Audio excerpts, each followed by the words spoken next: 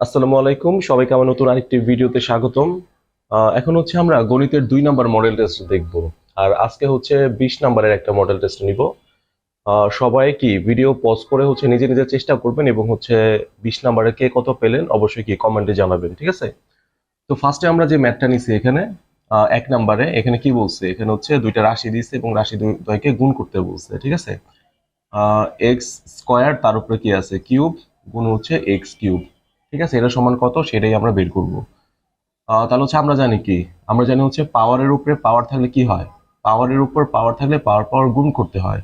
তাহলে হচ্ছে 3 × 2 = 6 গুণ এক্স কিউব, ঠিক আছে? এবং দুইটার সূচকীয় রাশি যদি কি গুণ আকারে থাকে আর বেস দ্বয় যদি সেম থাকে, যে এখানে এক্স বেস এখানে এক্স বেস, বেস দ্বয় যদি সেম থাকে তাহলে আমরা কি করি, একটা বেস লিখে হচ্ছে পাওয়ার পাওয়ার যোগ করি। তাহলে হচ্ছে 3 আর 6 যোগ করলে হচ্ছে কত হয়, 9, ঠিক আছে?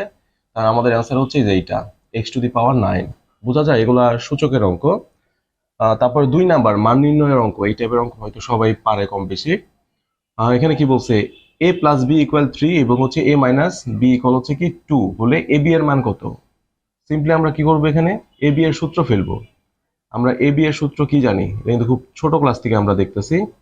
a+b/2 তার হোল স্কোয়ার মাইনাস a-b/2 তার হোল স্কোয়ার, ঠিক আছে? ab এর সূত্র ফেললাম, এখন হচ্ছে কি a+b এবং a-b এর মান বসাবো এখানে।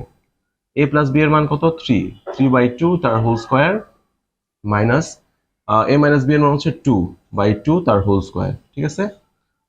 তাহলে এখানে হচ্ছে কত, 9/4, ঠিক আছে? স্কোয়ার করলে হচ্ছে 9/4 মাইনাস 2 কাটাকাটি যায় 1, 1 এর উপর স্কোয়ার করলে 1ই, ঠিক আছে? তারপর কি হয় এখানে, আচ্ছা লসাগু করি। লসাগু হচ্ছে কত, 4, তাহলে হচ্ছে 9 - 4, ঠিক আছে? আমরা কত পেলাম এখানে, 5/4, ঠিক আছে? এই যে এ নাম্বার হচ্ছে আমাদের উত্তর 5/4, ঠিক আছে? 3 নাম্বার কি বলছে এখানে, 3 নাম্বার হচ্ছে দশমিকের ভাগ নির্ণয় করতে বলছে এখানে। 0.1 ভাগ হচ্ছে কি 0.01, ঠিক আছে? এটি খুব ছোট ক্লাসের অঙ্ক। যাই হোক, তো আমরা হচ্ছে নিচে এক বানানোর চেষ্টা করি। নিচে এক বানানোর জন্য কত দ্বারা গুণ করতে হবে, যে 1 ঘর 2 ঘর, তো আমরা হচ্ছে 100 দ্বারা, ঠিক আছে? 100 দ্বারা। আর নিচে তো শুধু 100 দ্বারা গুণ করতে পারবো না, তাই উপরেও গুণ করব। কোনো ভগ্নাংশের হরলবকে সেম জিনিস দ্বারা গুণ করা যায়, সমস্যা নাই, ঠিক আছে? তাহলে হচ্ছে এইটাকে গুণ করলে কত হয়, নিচে নিচে 100 দ্বারা এটাকে গুণ করলে হচ্ছে কত হয়, 1।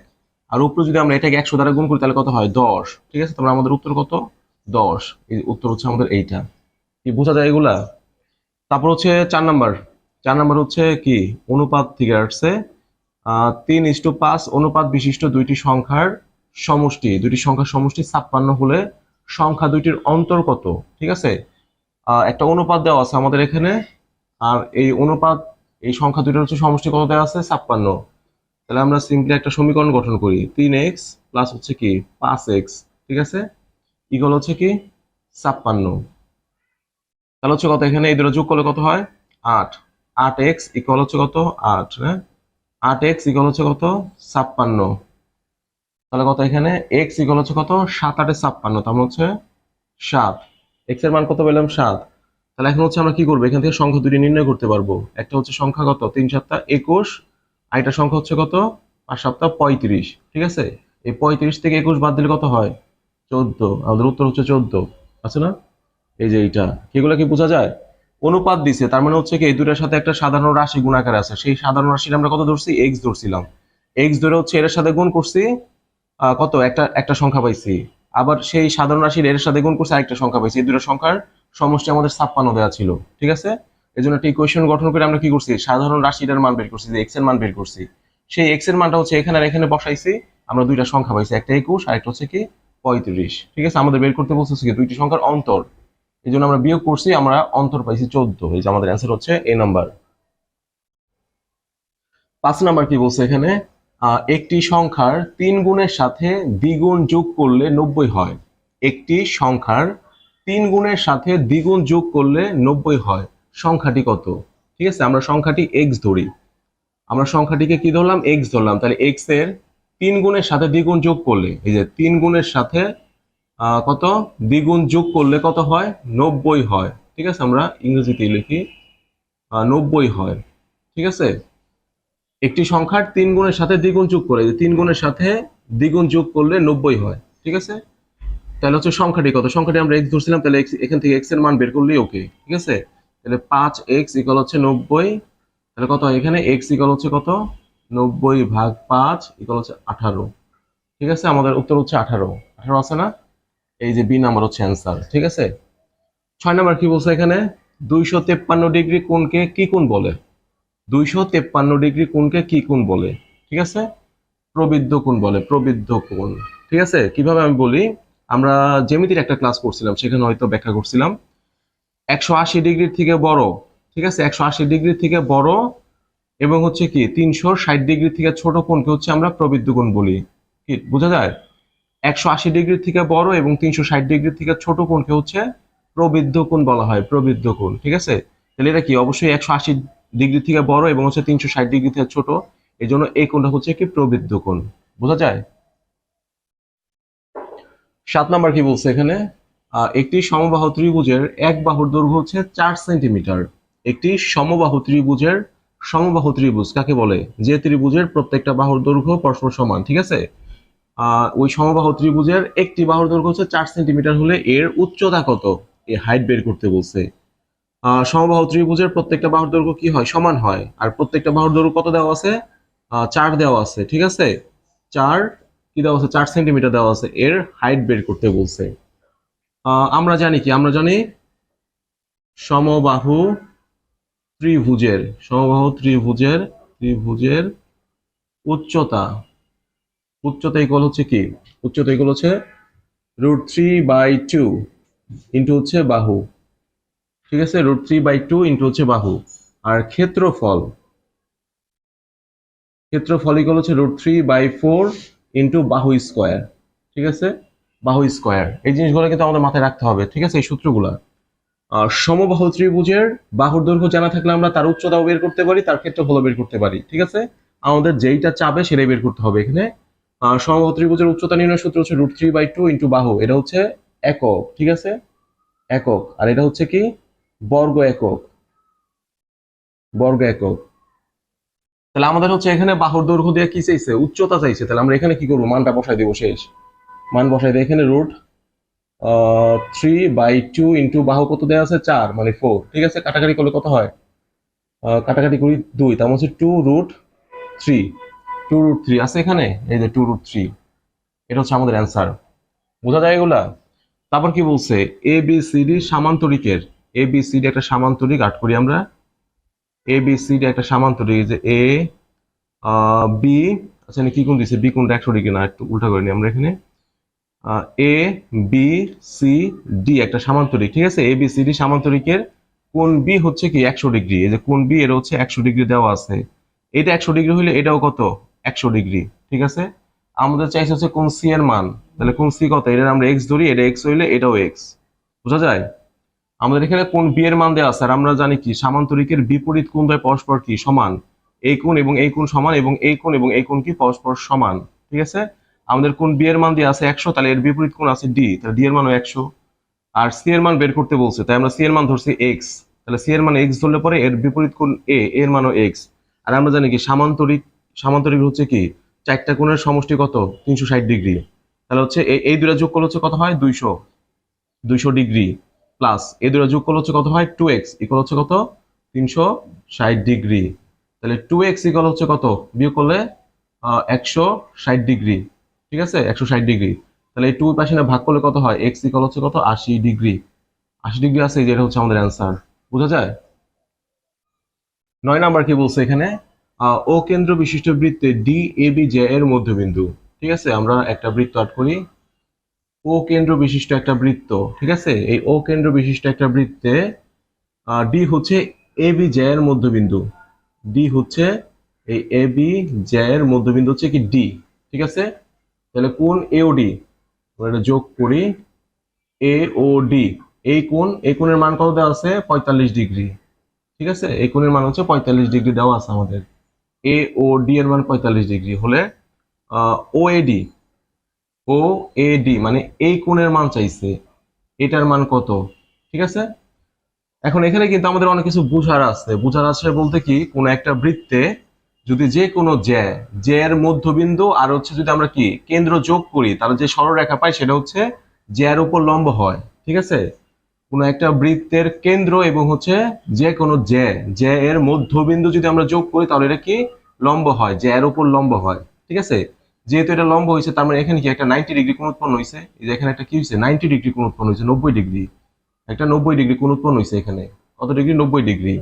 তার মানে হচ্ছে এই ত্রিভুজের এই কোণের মান হচ্ছে কত ডিগ্রি? 90 ডিগ্রি।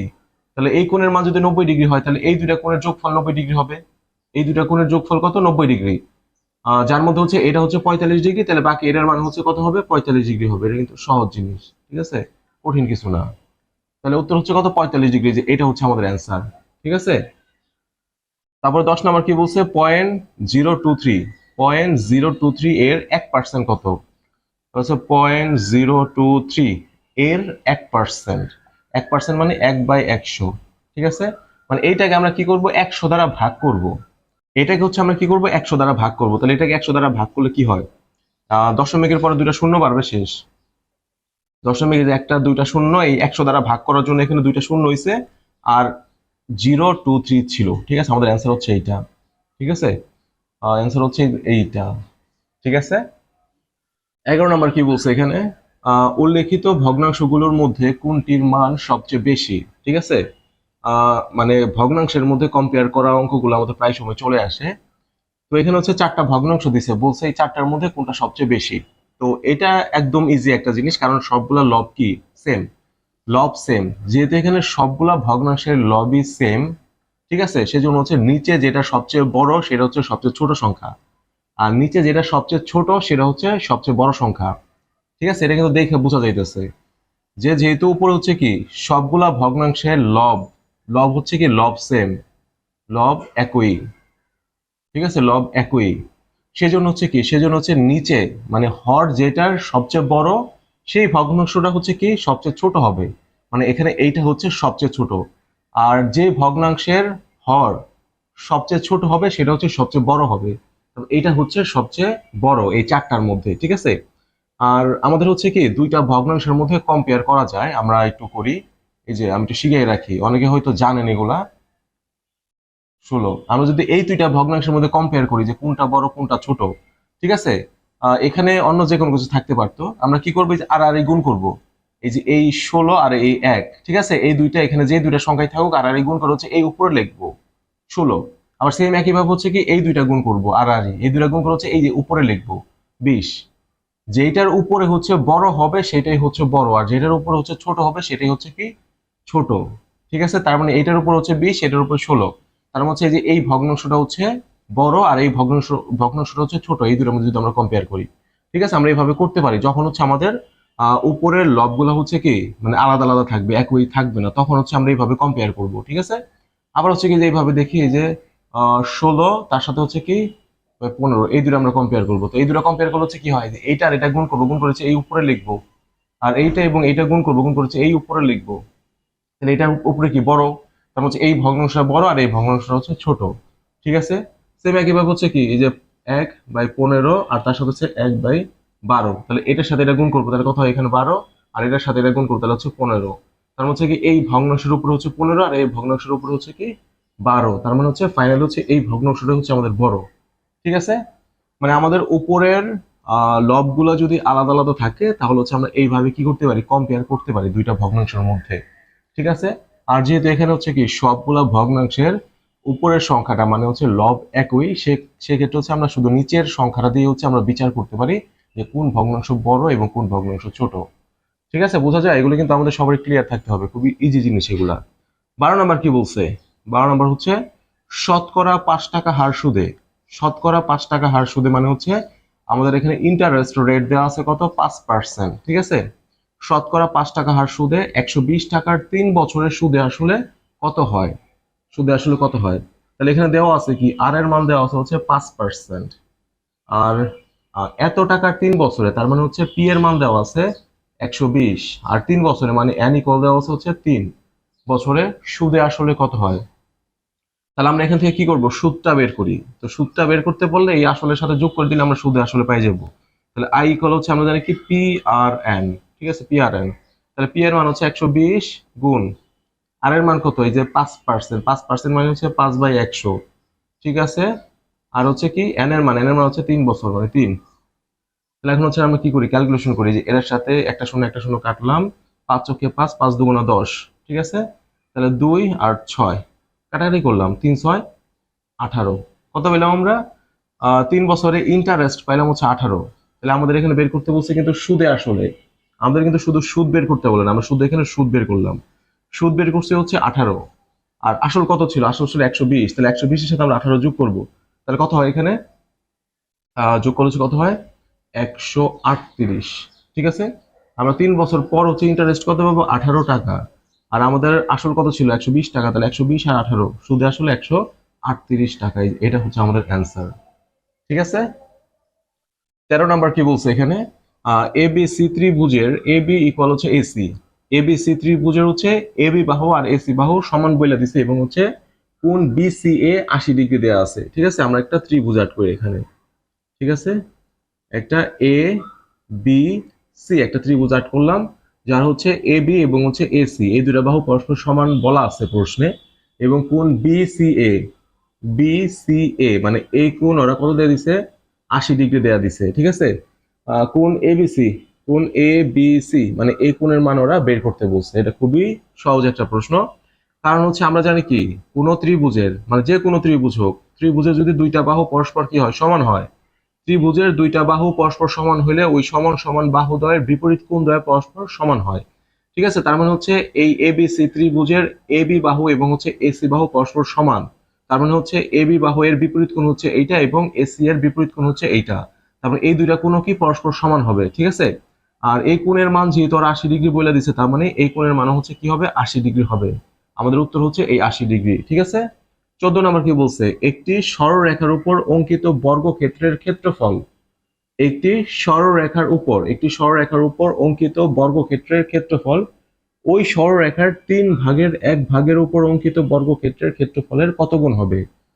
প্রশ্ন করে অনেকের মাথা মানে একটু হ্যাং করতে পারে, কিন্তু সহজ জিনিস কিন্তু এটা। এই যে একটা সরলরেখা চিন্তা করি যার দৈর্ঘ্য হচ্ছে এক্স, ঠিক আছে। তাহলে এই এক্স এর 3/1 আরেকটা সরলরেখা চিন্তা করলাম, এই যে 3/1, ঠিক আছে, 3/1, তাহলে এইটার ক্ষেত্রফল কত হবে, এটার উপর যদি একটা বর্গক্ষেত্র অঙ্কিত হয় তাহলে তার ক্ষেত্রফল হচ্ছে এক্স স্কোয়ার।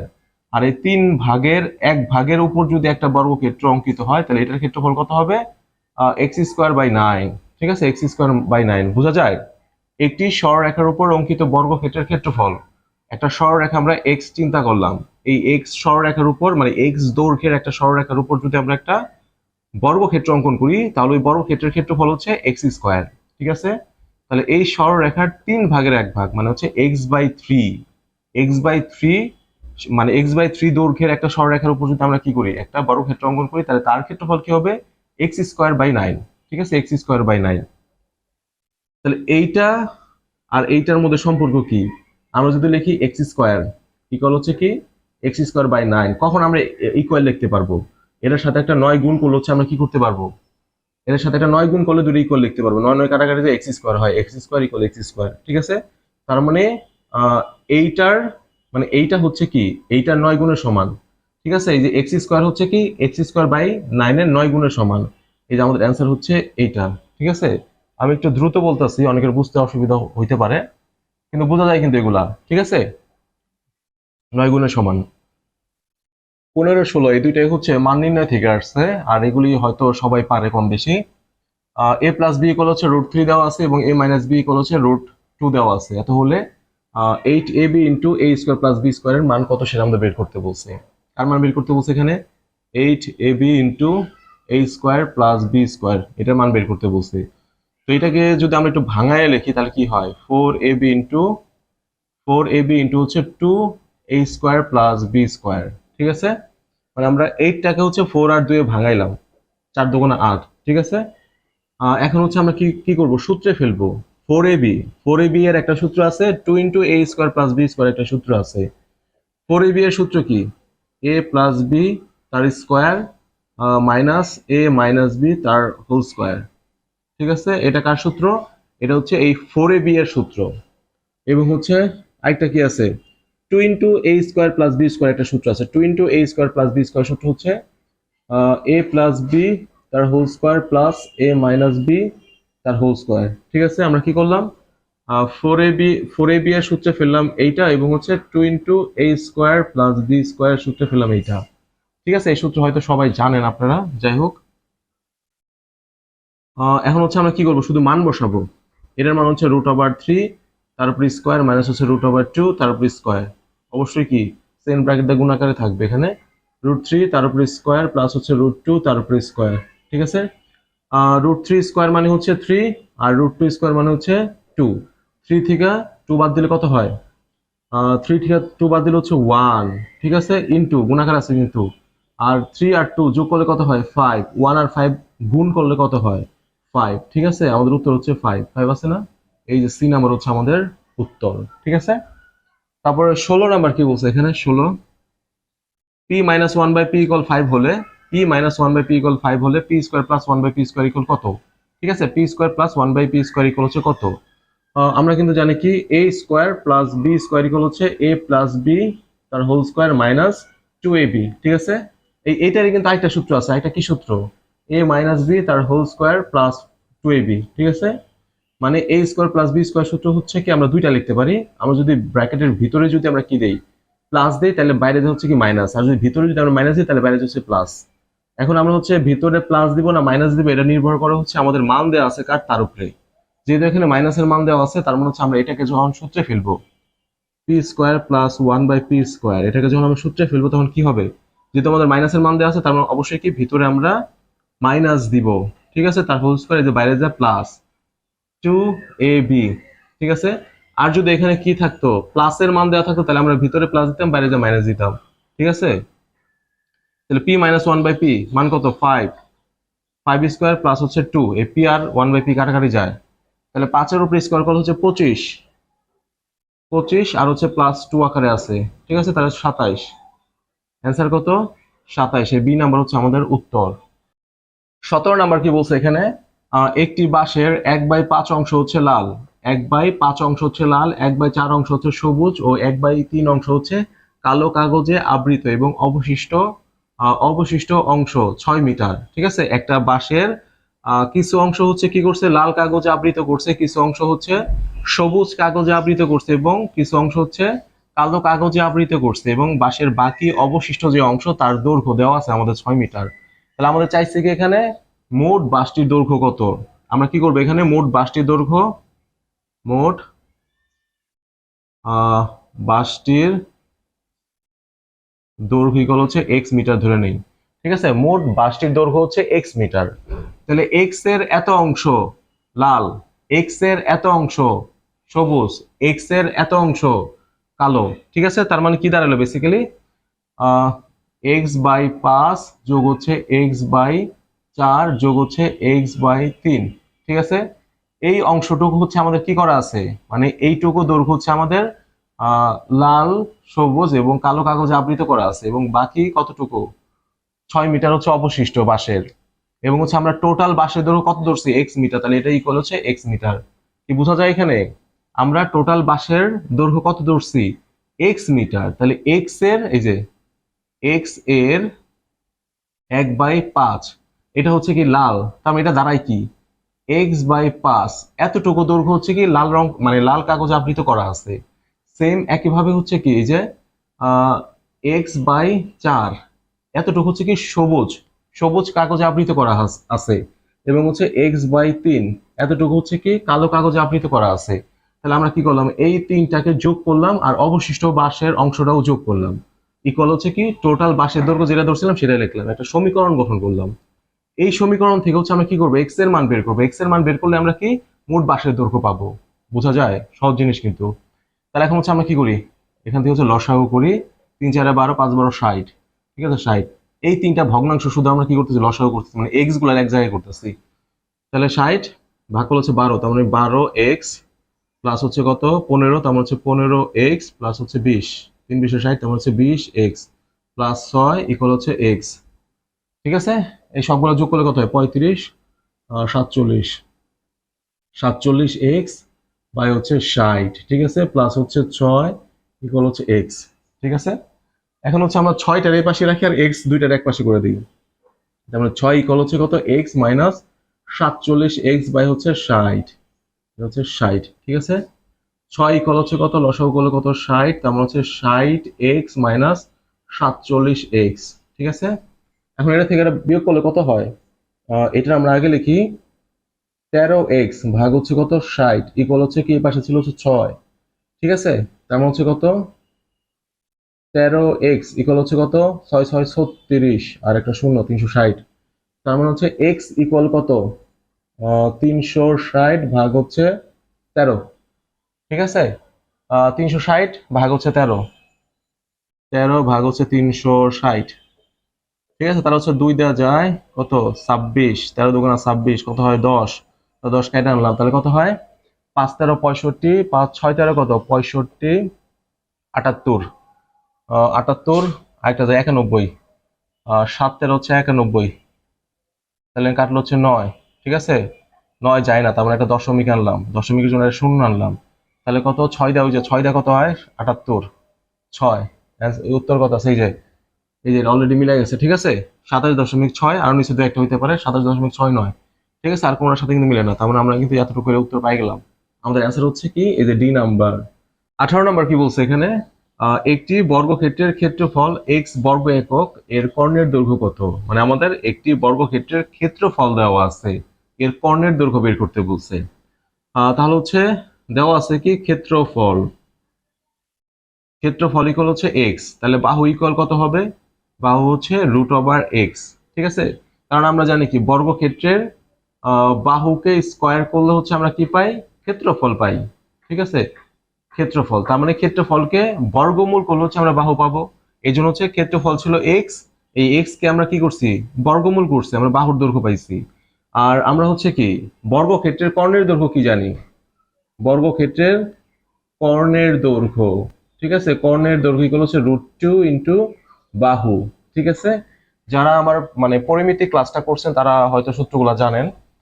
কর্ণের দৈর্ঘ্য মানে বর্গক্ষেত্রের কর্ণের দৈর্ঘ্য হচ্ছে √2 ইন্টু বাহু। ঠিক আছে, তাহলে √2 এর মতো √2 আর বাহুর দৈর্ঘ্য কত √এক্স, √এক্স। তাহলে দুইটাই কি গুণাকারে আছে আর দুইটাই হচ্ছে কি √ এর ভিতরে আছে, তাহলে হচ্ছে √2x লেখা যায়। ঠিক আছে, তাহলে আমাদের উত্তর কত, এই যে সি নাম্বার হচ্ছে আমাদের উত্তর। ঠিক আছে, √2x।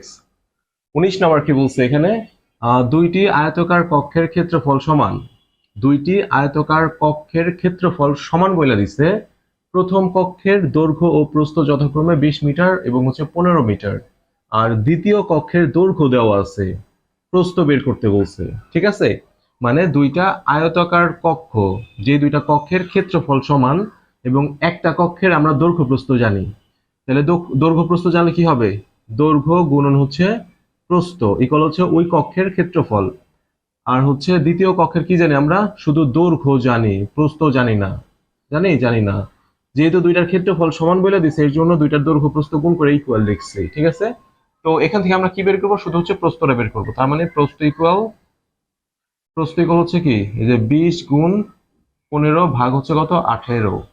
বোঝা যায় এটা, যেহেতু দুইটা কক্ষের ক্ষেত্রফল সমান এর জন্য দুইটা ক্ষেত্রফল আমরা ইকুয়াল লিখছি। ঠিক আছে, এখান থেকে হচ্ছে আমাদের প্রস্থ জানা নাই, প্রস্থটা বের করবো। তাহলে হচ্ছে কত, কাটি 3 5 15, 3 6 18। ঠিক আছে, তাহলে হচ্ছে কত 3 দুগুণা 6 আর হচ্ছে 10 দুগুণা 20, তাহলে হচ্ছে কত হয় 50 ভাগ হচ্ছে 3, 50 ভাগ হচ্ছে 3, তাহলে হচ্ছে 3 16 48, 3 16 48। ঠিক আছে, 48 তার হচ্ছে 2, তার হচ্ছে 2/3। বোঝা যায় নাকি, একটু ভাগ করে দেখাবো। 50 আর হচ্ছে 3 ছিল এখানে, তাহলে হচ্ছে কত 3 অক্ষে 3, 3 কাটালে 2 20, 3 6 18, 18 2। ঠিক আছে, 18 2, 2 তার মানে হচ্ছে কত, এই যে 16 সমস্ত 2/3। এইটা হচ্ছে আমাদের অ্যান্সার। ঠিক আছে, ওরা যেহেতু পয়েন্টটা আনে নাই এই জন্য আমরা এইভাবে লিখছি। আমাদের উত্তর হচ্ছে যে ডি নাম্বার। ঠিক আছে, 16 সমস্ত 2/3 মিটার। কি বোঝা যায়, এটা হচ্ছে আমাদের আজকে লাস্ট ম্যাথ। ঠিক আছে, আর এখানে হচ্ছে নদী নৌকার একটা ম্যাথ দিচ্ছি, অনেকে দেখে ভয় পাইতে পারে, আসলে এটা কিন্তু খুবই সহজ একটা জিনিস যদি কেউ একবার বুঝে। ঠিক আছে, কি বলছে এখানে, নৌকা ও স্রোতের বেগ যথাক্রমে, নৌকা ও স্রোতের বেগ যথাক্রমে 10 ও 5 কিলোমিটার পার ঘন্টা। ঠিক আছে, কিলোমিটার পার আওয়ার আর কি। নদী পথে 45 কিলোমিটার দীর্ঘ পথ একবার অতিক্রম করে ফিরে আসতে কত সময় লাগবে? এখানে হচ্ছে নৌকার বেগ 10 কিলোমিটার পার আওয়ার, মানে হচ্ছে 1 ঘন্টায় সে 10 কিলোমিটার পথ অতিক্রম করে, মানে নৌকা যে বেগে চলে, ঠিক আছে। আর স্রোতের বেগটা হচ্ছে, স্রোত হচ্ছে 1 ঘন্টায় 5 কিলোমিটার পথ অতিক্রম করে, ঠিক আছে। একটা নদী চিন্তা করলাম, এই নদী, ঠিক আছে, এই নদী। আর বেগটা কিন্তু যে কোনো একদিকে থাকে, বেগটা হচ্ছে একদিকে প্রবাহিত হয়, ঠিক আছে। তাহলে আমরা ধরলাম এ বি, 45 কিলোমিটার, 45 কিমি, ঠিক আছে, এত কিলোমিটার পথ এ থেকে বি পর্যন্ত। তাহলে এ থেকে বি তে একজন যাবে এবং হচ্ছে আবার ফেরত আসবে, তাহলে কত সময় লাগবে সেটা বের করতে বলছে। তাহলে যখন হচ্ছে কি স্রোতের দিকে যাবে, স্রোতের দিকে, ঠিক আছে, যখন হচ্ছে স্রোতের দিকে যাবে তখন হচ্ছে কি আহ নৌকার বেগ, নৌকার বেগ প্লাস হচ্ছে কি স্রোতের বেগ, স্রোতের বেগ, ঠিক আছে, নৌকার বেগ প্লাস হচ্ছে স্রোতের বেগ, অত বেগে যাবে। কারণ হচ্ছে স্রোত কি একটা বেগে যাইতেছে, স্রোত তো একটা বেগ আছেই, তার সাথে নৌকার একটা বেগ আছে, তার মানে স্রোত আর নৌকায় দুইটার বেগ যোগ করলে যত হবে তত বেগে হচ্ছে কি সামনের দিকে অগ্রসর হবে। বোঝা যায় স্রোতের দিকে যখন যাবে। তার মানে এখানে হচ্ছে কত, এই 10 হচ্ছে নৌকার বেগ, আর হচ্ছে 5 হচ্ছে কি স্রোতের বেগ, ঠিক আছে, ইকুয়াল হচ্ছে কত 15, 15 কিলোমিটার পার আওয়ার বেগে যাবে আর কি স্রোতের দিকে। তাহলে হচ্ছে 45 কিলোমিটার পথ যাইতে কতটুকু সময় লাগবে, 3 15 45, ঠিক আছে। তার মানে স্রোতের দিকে যেতে হচ্ছে 3 ঘন্টা লাগবে, 3 ঘন্টা, 3 ঘন্টা স্রোতের দিকে, ঠিক আছে, দিকে। কি বোঝা যায়, স্রোতের দিকে 45 কিলোমিটার পথ অতিক্রম করতে হচ্ছে 3 ঘন্টা লাগবে, 3 ঘন্টা।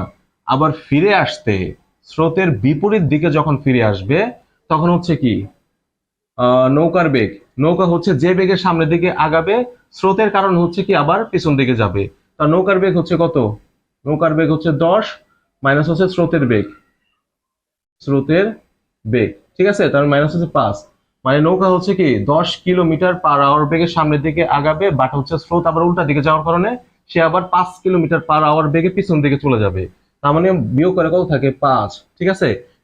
তার মানে হচ্ছে সে হচ্ছে স্রোতের বিপরীতে যখন আবার ব্যাক করবে তখন হচ্ছে সে কত বেগে আসবে, এই যে 5 কিলোমিটার পার আওয়ার বেগে, ঠিক আছে, কিলোমিটার পার ঘন্টা এত বেগে।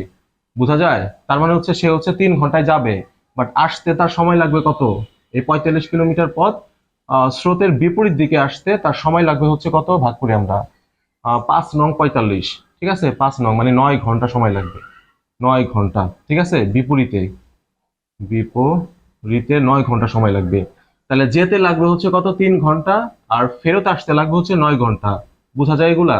তাহলে দুইটা মিলা কতটুকু সময় লাগে, 12 ঘন্টা, ঠিক আছে, 12 ঘন্টা। কেউ বুঝলে কিন্তু সহজ, আমাদের উত্তর হচ্ছে সি নাম্বার, 12 ঘন্টা, ঠিক আছে। তার মানে হচ্ছে আপনারা এই 20 মার্কের মধ্যে হচ্ছে কে কত পেলেন অবশ্যই হচ্ছে কমেন্টে জানাবেন।